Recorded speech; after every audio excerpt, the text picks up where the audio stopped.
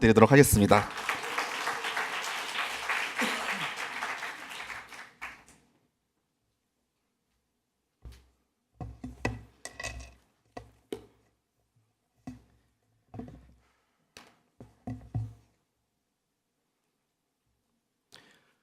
네, 반갑습니다. 오늘 말씀은 본문 말씀 마가복음 12장 28절로 34절까지의 말씀입니다. 다 찾으시면 한 절씩 교독하면 좋을 것 같습니다.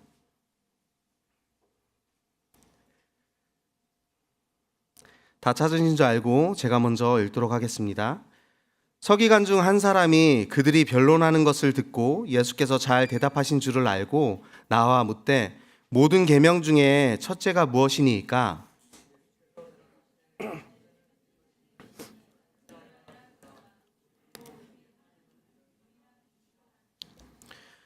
내 마음을 다하고 목숨을 다하고 뜻을 다하고 힘을 다하여 주 너의 하나님을 사랑하라 하신 것이요.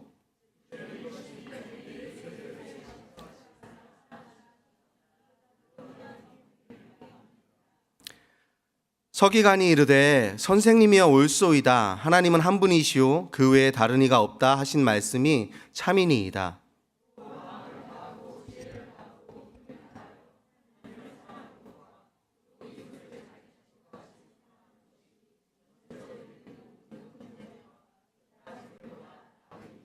다 함께 읽겠습니다. 예수께서 그가 지혜 있게 대답함을 보시고 이르시되 내가 하나님의 나라에서 멀지 않도다 하시니 그 후에 감히 묻는 자가 없더라. 아멘. 오늘 본문 말씀을 가지고 첫째 되는 계명이라는 제목을 가지고 말씀을 한번 나눠볼 건데요. 예수님이 알려주시는 가장 중요한 계명에 대한 예화를 가지고 짧은 예화를 가지고 좀 시작하도록 하겠습니다. 저는 아내랑 결혼한 지 5년이 지났고요. 아내랑 결혼하기 전에 그 결혼 전에 결혼예비학교라는 교회마다 하고 있는 그런 프로그램에 참여한 적이 있습니다. 그래서 그 결혼 예비학교에서 서로가 서로에게 결혼하는 동안 이 계명만큼 지켜줬으면 좋겠어 하고 십계명을 써주는 그런 시간을 갖고 있었습니다. 그 십계명의 내용을 가지고 오늘 나눌 건데요. 사실은 제가 좀 각색을 했습니다. 여기서 중요한 것은 각색한 내용이라고 이해를 하셔야 됩니다. 안 그러면 오해가 좀 생길 수 있어서요. 각색한 내용입니다. 제가 좀 나누도록 하겠습니다. 아내가 제게 요청한 십계명입니다. 첫 번째 계명은 당신은 나 외에는 다른 여자를 사랑하지 말아야 합니다. 두 번째 계명은 당신은 내 모습, 행동, 성격들을 당신의 취향으로 변경, 요구하지 말고 있는 그대로의 나를 사랑해야 합니다. 세 번째는 당신은 내 이름을 무시하며 부르지 않아야 합니다. 네 번째는 나를 위해 일주일에 하루의 시간을 꼭 함께 해야 합니다.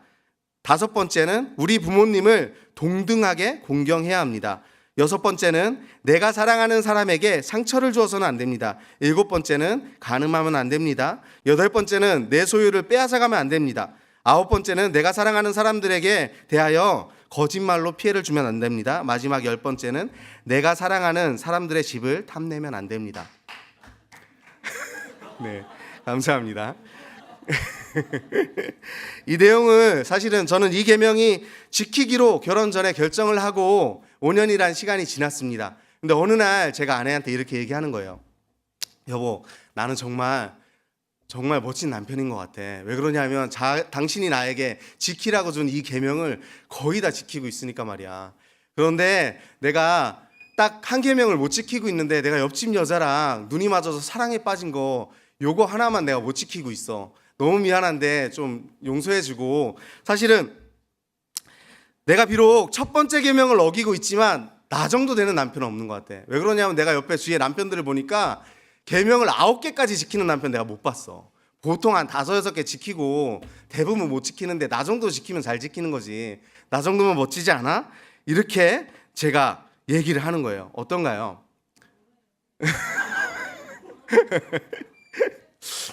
여러분들이 보기에 이 정도 괜찮나요? 아니죠? 네, 오해하지 마시고 이게 진짜 제 상황이 아닙니다. 각색이라고 제가 처음에 말씀드렸죠. 사실은 이 말씀을 들으면서 여러분들이 떠올리는 내용이 있을 거예요. 제가 이 내용이 사실은 하나님이 우리에게 주신 십계명을 하나님과 나와의 관계를 하나님을 빼고 아내라는 대상으로 다시 바꾼 거거든요. 똑같은 내용입니다. 똑같은 내용으로 각색한 거고요. 그 내용을 가지고 얘기를 한 거예요. 그런데 제가 십계명을 오래전에 십계명을 생각할 때 그런 생각이 들었던 거예요. 이걸 어떻게 사람이 다 지켜? 그것도 평생 죽을 때까지. 아니 뭐 한두 달이라면, 아니면 1, 2년이라면 내가 좀 노력해보고 할 수 있을 것 같아. 이건 좀 도저히 아닌 것 같아. 이러면서 제가 하나님에게 속으로 얘기를 하고 있는 거예요. 하나님, 이 정도면 잘하는 아들 아니에요? 제가 거의 대부분은 다 지키잖아요. 하나 정도 안 지키는 거 정도는 잘하는 아들이잖아요. 이렇게 제 속에서 변명하고 있는 저를 발견했거든요.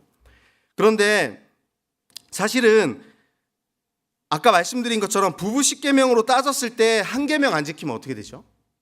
그거는 살면 안 되는 남편이죠. 딱 한 계명만 안 지켰는데도 그렇게 생각하는데, 우리가 하나님이 우리에게 주신 십계명을 생각할 때는 이상하게도 이런 방식으로 생각하는 경우가 너무 많은 것 같아요. 아니면 또 다른 방식이 있긴 있어요. 아담과 같은 방식이죠. 하나님이 심판하신 하나님이야, 무서운 하나님이야. 그래서 내가 못 지킨 것 때문에 나를 벌하실지도 몰라. 그러니까 내가 숨자, 도망가자, 교회 나가지 말자, 그리고 아예 교회를 떠나버리는 방법도 있는 거죠. 그 외에 뭐 다른 방법이 있는지 모르겠지만 제가 볼 때는 이런 두 가지 큰 방법이 있는 것 같아요.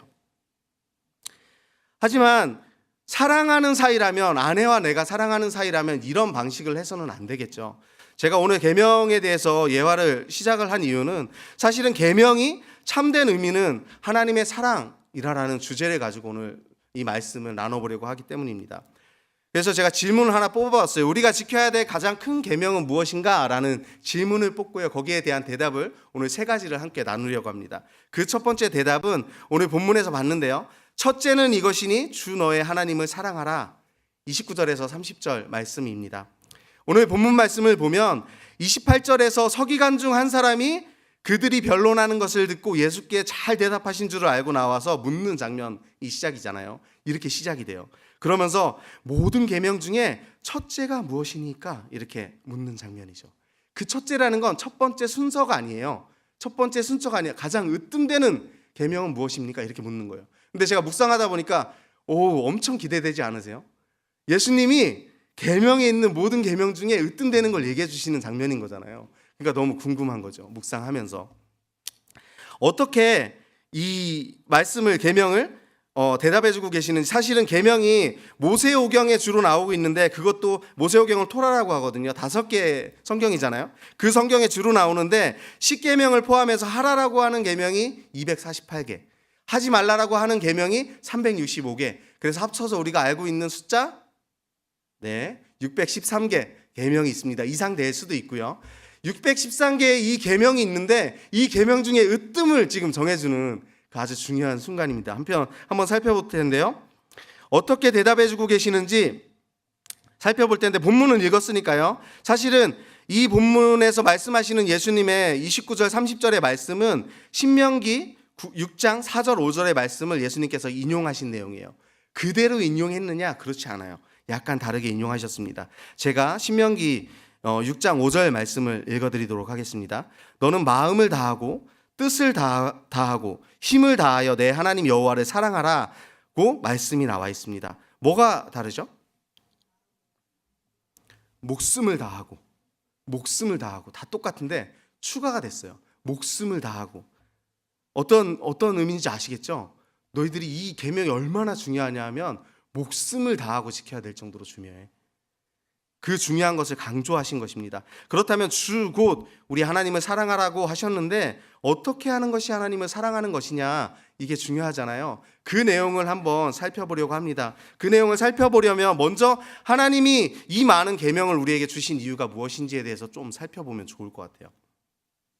이 시간에 우리의 시선을 하나님이 주신 계명, 율법 쪽에 집중해서 읽는 게 아니라 그 율법과 계명을 주신 하나님의 마음 쪽으로 시선을 두고 한번 집중해서 살펴보려고 합니다. 우리가 잘 알고 있는 것처럼 계명이 우리에게 주신 이유는 우리를 억압하고 우리를 막 속박하고 괴롭히고 막 힘들게 하기 위함이 아니라는 거 알고 계시죠? 당연히 우리에게 행복하길 바라시는 하나님 아버지의 배려이고 사랑의 계명이라는 것입니다. 제가 그래서 613개의 계명을 정말 차근차근 다 읽어봤는데 이게 묵상하면 다 하나님의 사랑이라고 느껴지지만 여기서 다 얘기해봐야 그 묵상한 내용이 나오진 않으니까 그 중에서 몇 개만 좀 글만 읽어도 하나님의 사랑을 느낄 수 있는 거 몇 개만 제가 읽어드릴게요. 첫 번째는 안식년이라는 게 있어요. 6년 동안 땅을 경작하고 땅이 쉬어야 되니까 안식년을 줘요. 그래서 1년을 쉬게 하라는 계명이 있는데 그 안식년에 여러 가지 할 것들이 있지만 중요한 게 뭐냐면 동족 유대인에게 돈을 빌려줬으면 그 돈을 삭제하라. 안식년에 돈을 받지 마라. 안식년에 빚을 삭제해버려라. 이게 하나님의 계명이고요. 가난한 동족에게 인색하지 말아야 한다. 하나님의 계명이고요. 제가 지금 이제 제 혼자 말 지어낸 게 아니라 다 신명기서 15장부터 쭉 나오는 내용이에요.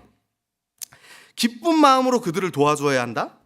그리고 안식년이 가까워온다고, 사실 그렇잖아요. 안식년이 가까우면 못 받는 거예요. 그럼 어떻게 하겠어요? 돈을 꿔달라고 하면 안 꿔주겠죠. 그런데 계명에 안식년이 가까워온다고 돈을 꿔주지 않으면 안 된다. 이렇게 계명이 있어요. 왜? 힘드니까 빌리는 거니까. 그리고 종을 놓아주는 게 안식년에도 놓아주고 희년에도 놓아주고 놓아주는 때가 있는데 그 놓아줄 때 빈손으로 보내서는 안 된다. 그들에게 넉넉히 주어서 내보내야 한다.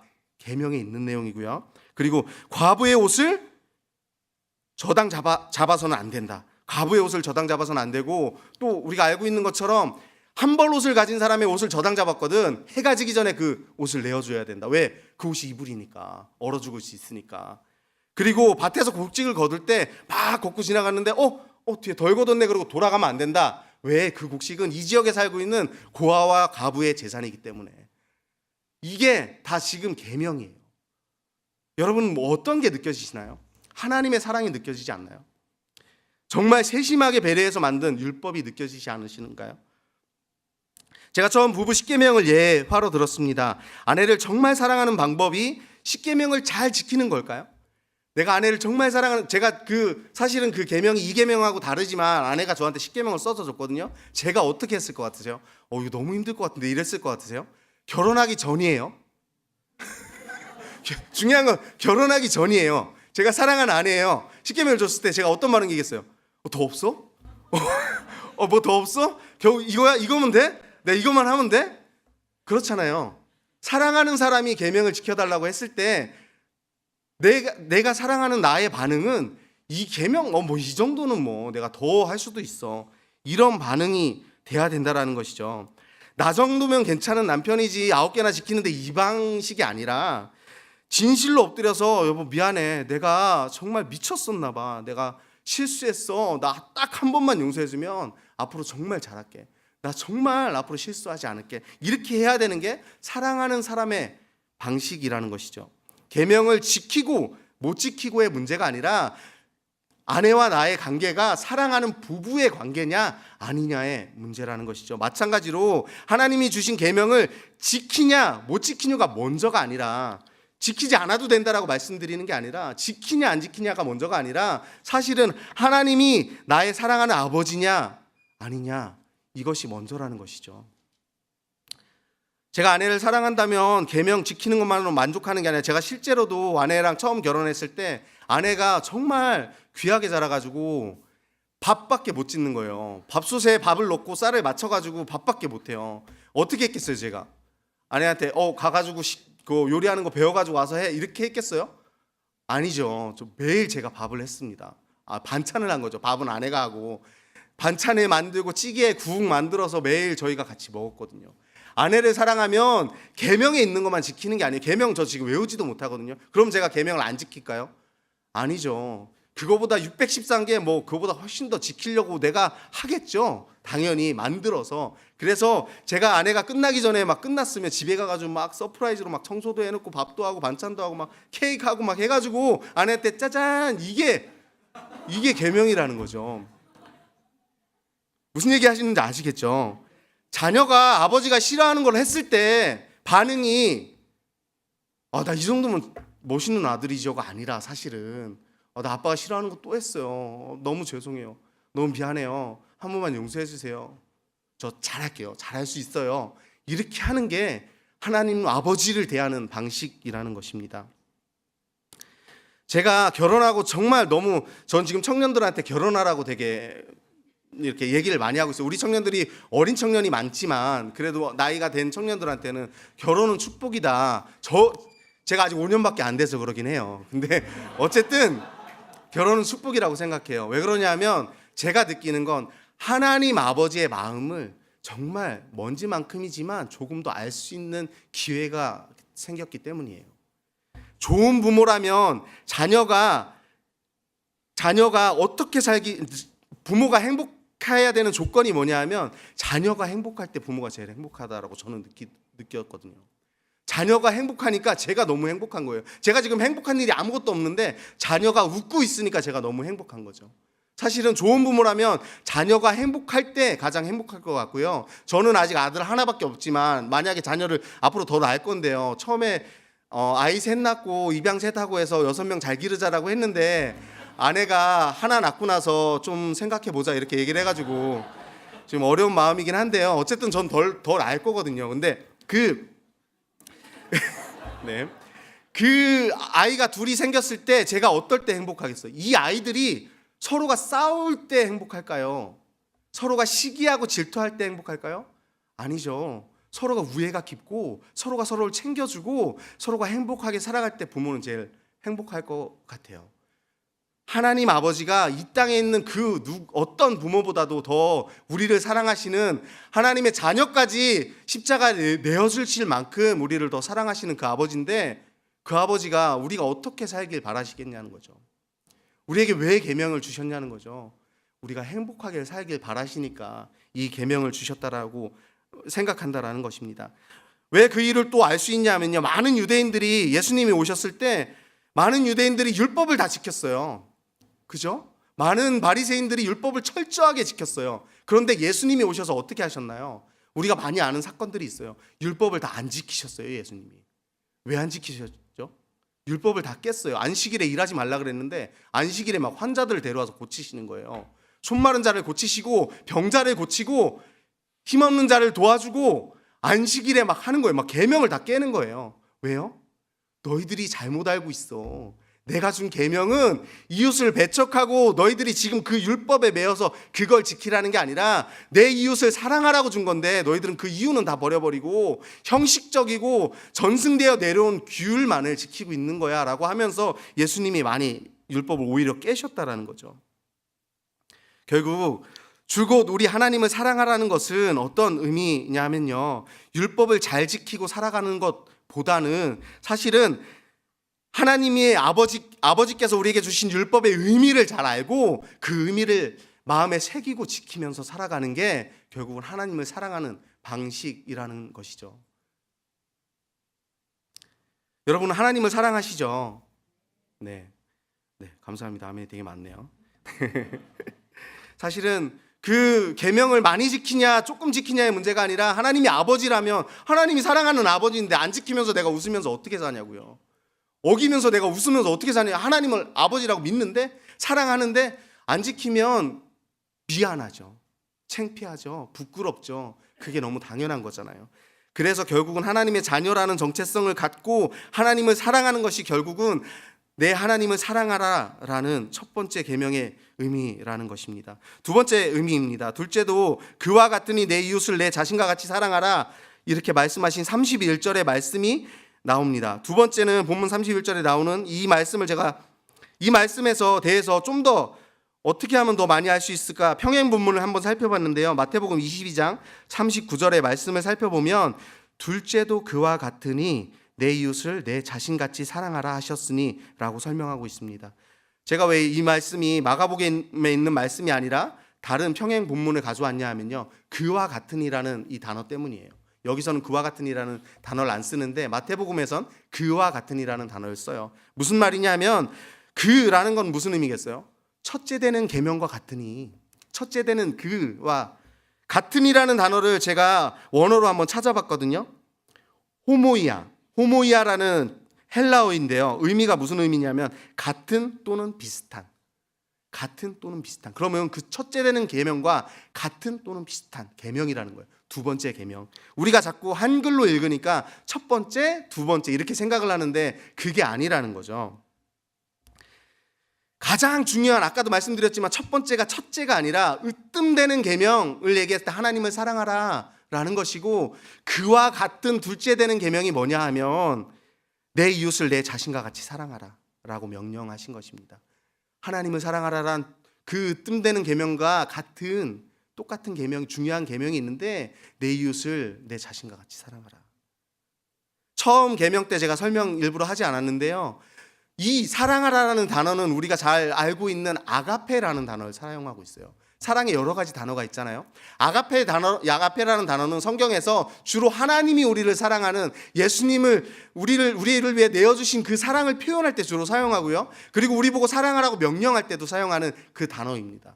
에로스의 사랑, 우리가 하고 있는, 인간끼리 하고 있는, 언제든지 변질될 수 있고 희생은 전혀 없는 그런 에로스의 사랑이 아니라 하나님이 우리를 사랑하신 것처럼 희생이 필요하고 변화되지 않는 사랑, 아가페 사랑을, 하나님을 사랑하라는 사랑에 하라고 하신 거고, 내 이웃을 내 자신과 같이 사랑하라고 할 때도 그 단어를 사용해서 사랑하라고 하신 것입니다. 이 단어도 내 이웃을 내 자신과 같이 사랑하라 그러면 내 이웃이 뭐지? 이렇게 고민을 했는데 다행히도 평행 본문에 또 나오더라고요. 누가복음 10장 29절로 39절의 말씀인데요, 우리가 잘 알고 있는 선한 사마리아인의 비유, 그리고 그 강도 만난 자의 이웃이라는 제목으로도 불리고 있는 그 비유입니다. 이 장면에서는 5명의 인물이 등장하는데 한 명은 뺄게요. 주막 주인은 빼고 4명의 인물이 나와요. 제가 좀 그 설명을 드리도록 하겠습니다. 첫 번째 인물은 예루살렘에서 내려가다가 강도를 만나서 거의 죽을 것 같은 사람이 첫 번째 인물이고요. 두 번째 인물은 마침 거기를 딱 지나가는데 그를 봤어요. 그런데 피하여서 지나간 한 제사장 두 번째 인물이고요. 세 번째 인물은 또 두 번째 사람처럼 마침 거기를 지나갔는데 그를 또 발견했어요. 그런데 똑같이 피해서 간 세 번째 한 레위인, 똑같은 거죠. 레위인이 제사장 지파잖아요. 마지막으로 네 번째 인물은 오늘의 이 비유의 주인공인 것 같은 그 사람입니다. 내용을 잠깐 읽어드릴게요. 여행 중 그를 보고 불쌍히 여겨 가까이 가서 기름과 포도주를 그 상처에 붓고 싸매고 자기 짐승에 태워 주막에 데리고 가서 돌보아주는 어떤 사람이죠? 어떤 사마리아 사람이 4명이 나옵니다. 이 사람이 어떻게 했냐면, 그는 그 이튿날 일어나서 주인에게 데나리온 2를 주면서 돌봐주길 부탁했어요. 내가 돈을 줄 테니까 좀 돌봐주십시오 라고 부탁을 하고 거기서 끝난 게 아니에요. 혹시 비용이 부족하면 내가 돌아오는 길에 갚을 테니까 잘 돌봐주십시오 하고 보증을 서고 떠납니다. 이 금액을 한번 제가 다들 아시겠지만 찾아봤어요. 한 데나리온이 그때 당시에 한 성인 남자가 일한 하루 품삯이에요. 하루 품삯. 지금 얼마죠? 한 15만 원, 10만 원 요 정도죠. 보통 남자들이 그냥 일하는 하루 품삯. 그러면 2데나리온이면 한 30만 원 되겠네요. 30만 원을 주막의 주인한테 주고 며칠 동안 묵으면서 치료까지 할 수 있는 금액이니까 좀 치료해 주십시오. 충분한 돈이죠. 30만 원이면 며칠 묵고 치료할 수 있는 그 정도의 금액이니까. 그런데도 혹시 부족할까 봐, 혹시 모자라서 이 사람을 방치할까 봐 내가 모자라면 돌아오는 길에 꼭 줄 테니까 잘 돌봐주십시오 라고 얘기하고 있는 거죠. 결국 예수님이 이 사건을 통해서 우리에게 뭐라고 말씀하시냐면요, 누가 강도 만난 자의 이웃이 되겠느냐, 누가 그 이웃이 되겠느냐, 내 이웃을 내 자신과 같이 사랑하라의 이웃이 누구냐 하면 이렇게 강도 만난 자라는 것이죠. 결국 우리가 해야 될 이웃 사랑이 무엇이냐 하면요, 그냥 사랑하는, 그냥 지나가는, 그냥 아는 사람이 있으면 사랑하라 이게 아니라 내 것을 내어줘야 되는 아가페의 사랑, 내 희생이 필요한 아가페의 사랑, 변하지 않는 아가페의 사랑을 내 이웃에게 하라고 우리에게 명령하고 계신다라는 것입니다. 두 번째까지 내용을 했어요. 마지막으로 세 번째 내용인데요, 하나님과 이웃을 사랑하라라는 것이 우리가 지키려고 하는 그 율법과 전승의 핵심이고 가장 으뜸되는 것이고 그거와 똑같은 것이라고 설명을 해주셨는데, 33절을 보면요, 또 마음을 다하고 지혜를 다하고, 이건 같이 읽으면 좋을 것 같은데요, 한번 같이 33절이요. 다 찾으셨나요? 네, 다 찾으셨으면 33절 말씀 함께 읽도록 하겠습니다.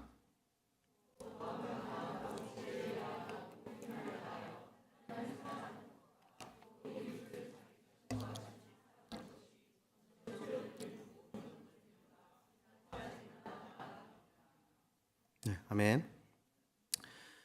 여기서 얘기하고 있는 이 앞에 마음을 다하고 지혜를 다하고 힘을 다하여 하나님을 사랑하는 것, 힘을 다하여까지 이 방식, 이것도 할 얘기가 많겠죠. 이것도 주의하면 할 얘기가 너무나도 많겠지만 오늘은 그 얘기까지 할 수 없으니까 그 사랑하는 그 모든 것보다, 그 하나님을 사랑하고 이웃을 사랑하는 것보다 더 좋은 게 뭐라고요? 전체로 드리는 모든 범제물과 기타 제물보다 하나님을 사랑하고 이웃을 사랑하는 게 훨씬 더 낫다고 얘기하고 있는 거죠.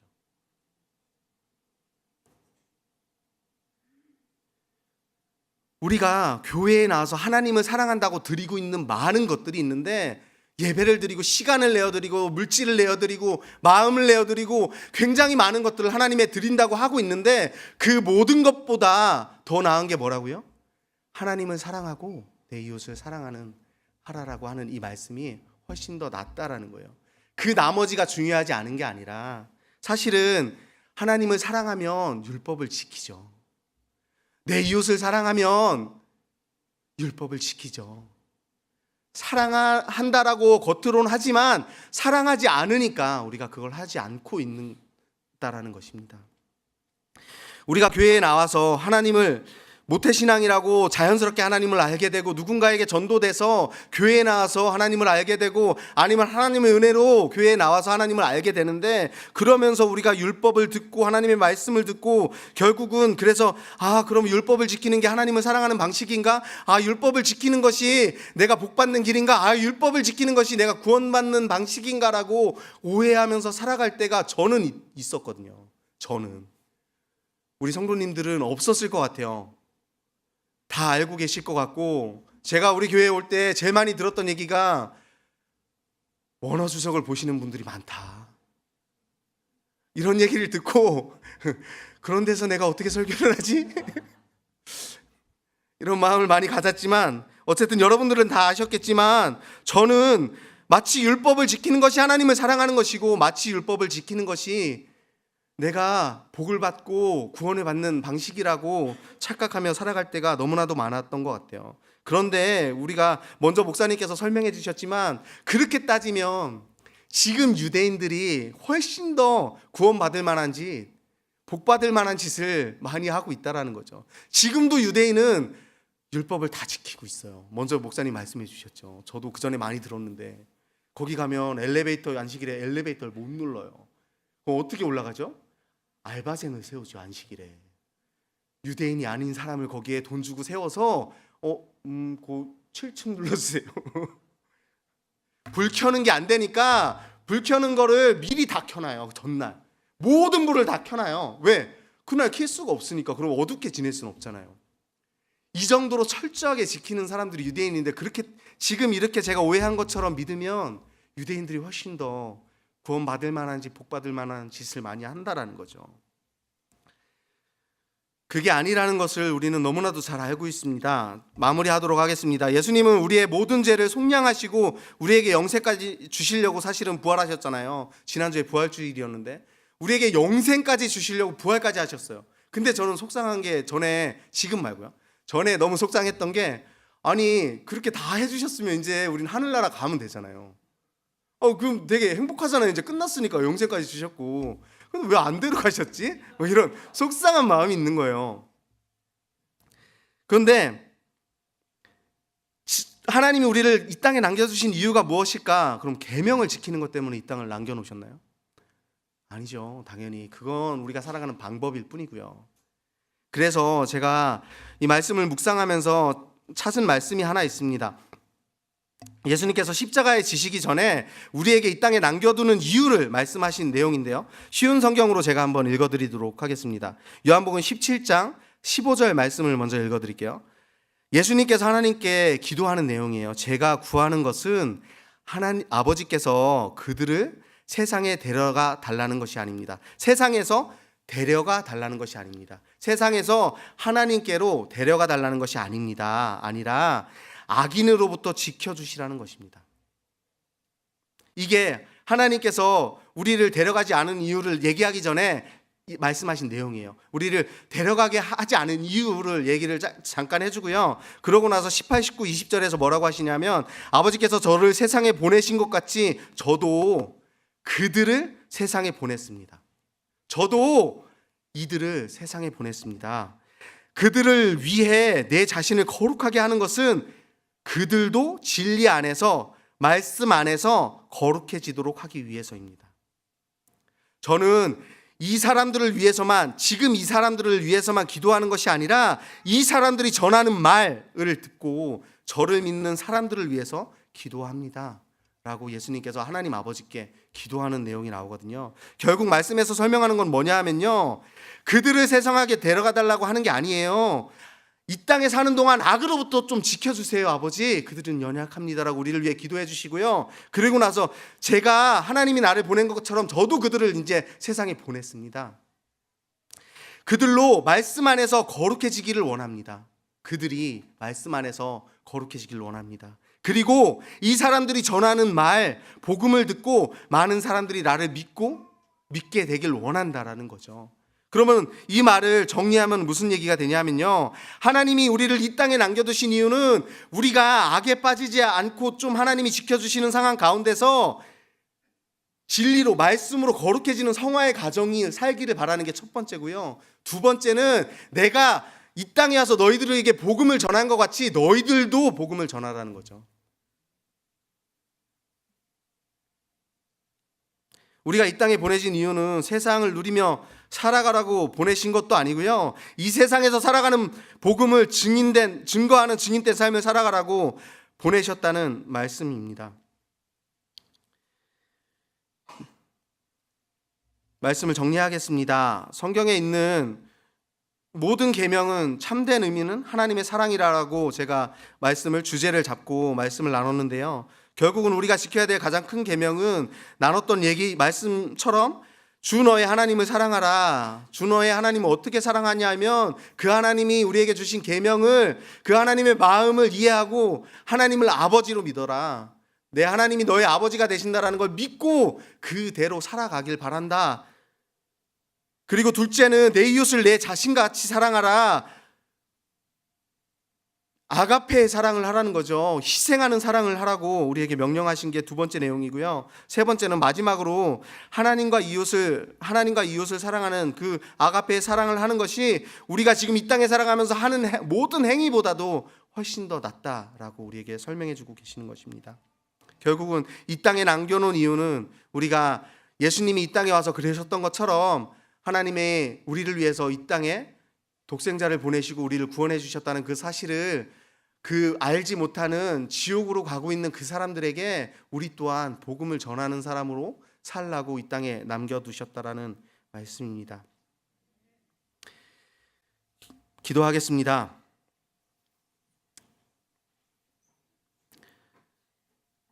말씀을 준비하면서 사실은 너무 많은 얘기를 하고 싶었는데 참은 이유가 사실은 여러분들이 다 아는 내용이라서 그럴 수도 있지만 오늘 말씀에 좀 집중하길 원해서